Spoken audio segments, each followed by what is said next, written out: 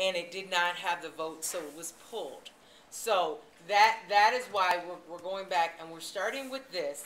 Next time I will bring in, and actually I thought Kathy was going to be joining us because she wanted to make that exact point, that there is a version, there were 2, 3, 4, and version 5 was what went down on the, before it came to a vote on the floor. So you are very correct.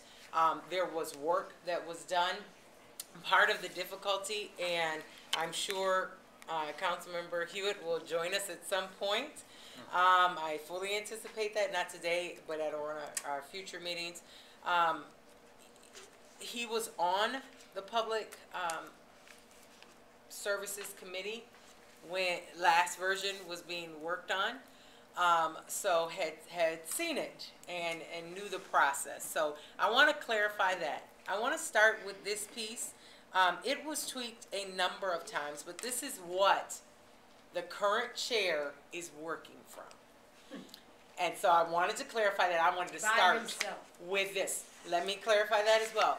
Yes, and we had a long discussion about committee process is to be just that, committee based, and that it is not to be developed in a vacuum outside of the participation of the full committee. That's why committees exist. So we did clarify that for protocol and process, and we understand that it is going to be on the committee's agenda. I've seen it for their next meeting, so that everybody on the committee will be able to discuss.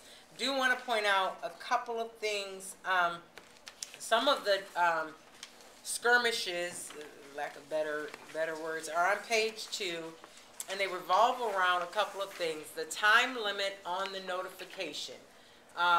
Folks are believing that there is 24 hours turnaround complete time. There's a snow event within 24 hours. If your sidewalk not cleared, you immediately get this clearing of your sidewalk by the city. If any of you know anything about city turnaround time for anything, 24 hours is just not doable. One, someone would have to file the complaint that it's not shoveled. Then you would have to be noticed, which is outlined here, on removing it.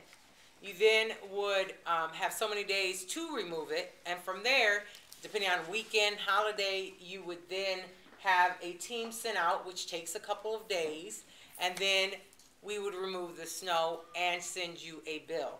This is outlined at the top of page 2. The notice of violation shall state that if the snow or ice is not removed within 24 hours of the date and time for notice is deemed received or the property posted, the city may, these are all the numbers in here, I apologize, remove the snow or ice at the owner's expense. If notice is given by mail, it shall be deemed received 24 hours after deposited in the U.S. mail. And then it goes right down the line on what should be done. The property, I see what she did. Typically our ordinances, you'll see, I think, no, they didn't print it that way either, have the numbers down the side. Yeah. Numbers down the side, so we can say line 6 or line 3, line 5, word 15 when we're correcting them. So I was trying to figure out why are these numbers in the body of this. We then go through, after the violation, within 24 hours of the notice, then it will be posted on their actual property proper. So now we've already got, you've been sent a letter by U.S. mail. You say, we say your snow is not shoveled because it was reported to us. All right, we give you then 24 hours that you would receive that after you've gotten that. Then we post it on your door, kind of the white card system that Doc created. A neighbor could go by and post this on your door. We're not having the neighbors do it in this case, but you could post, it's posted on your property. Okay, so we've got that step. So you've got 2 pieces, a letter. You've got a notice now slapped on your front door, and then we come back and check thereafter, and then we would remove it for you, and then we would fine you for that removal. Beyond that, you then have 30 days to pay for that cost after you receive the notice of the bill, because then we have to go through a mailing on the bill and everything else, and then you have 30 days to pay that. Then, at that point, you have now gone through about 2 months worth of time between the clearing, the notices, and everything else to pay or rectify the cost of your shovel, your snow being shoveled. That's to a business or a property. What this has is a 5% administrative fee, and it also has, they didn't put in this version, which is why the former chair, which is Councilmember Dunbar, in her subsequent versions, they built in the table for fees. How much it costs per hour to clear a particular amount of property. How will it be, assigned, plus the administrative fee. And actually, I met with Chad Gamble of the Public Service Department. They've even moved the administration fee down quite a bit based on the fact that they were able to computerize the notification and be able to set up a system that doesn't involve as much people power. And so it's been shrunk and some of the costs have been removed. So this is also the costs that they're now using are lined up with what we do, the type of scale that we set up for weeds. It's different though because that administrative part and the way that they can clear is a little bit cheaper. So we balanced it out and we're trying to be fair. That's what's included in here, and that is the difference of what is existing now. There is no ability that says once you've gotten the notification, the letter, once you've gotten your house tagged, we then have the right to clear your property. Once we clear your property, you will be charged. Once you are charged, if you don't pay, we will then put it onto your taxes.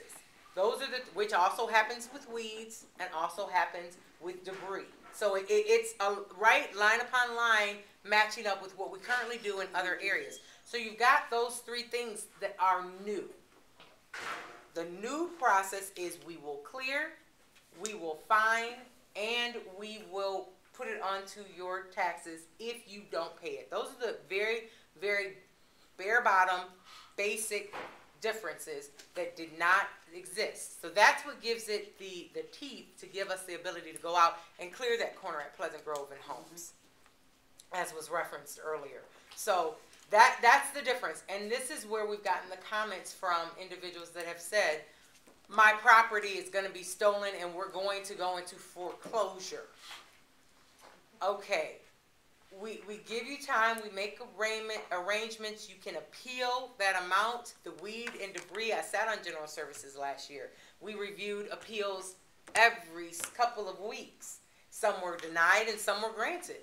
Had we taken someone's property unreasonably? Have we removed something that was good that we should have given back? Should we not have taken something? Did we give no? All these different things. And that's where it would go. Same process to General Services, and a committee would then look at what was the process. Were you noticed? Did you get the notification? Was it fair? Have you had time to pay it? Well, what happened? How should we set up? Did you set up a payment plan? Did you call? Did you work with them? We do all of that. So it has some built-in safety guards. So it's not big bad city comes in. We now give you 24 hours. We clear your snow, and then from there it goes on your taxes, and then we take your house. Because those are the two different scenarios that have been painted. Ken, I see you, but I'm going to start with. Actually, did that explanation make sense for the very, very bare bones, basic description? Okay. I have Grace, Otto, and then Ken. Okay, I want to talk about, I understand what you read here. Okay, that's not what I want to talk about. Okay. I understand that part. I would like to know how many days are a person supposed, a homeowner supposed to wait for their street to be clean? Okay. Okay, because see, it's not the driveway part. You know, I mean, I had to miss a couple meetings at church. You know, I was supposed to lead prayer one Monday, and I couldn't even get out of my out of the street. You know, it wasn't the driveway. And then once the driveway is, the street is cleared, then they plug my driveway all the way back up. Excellent point. And I'm going to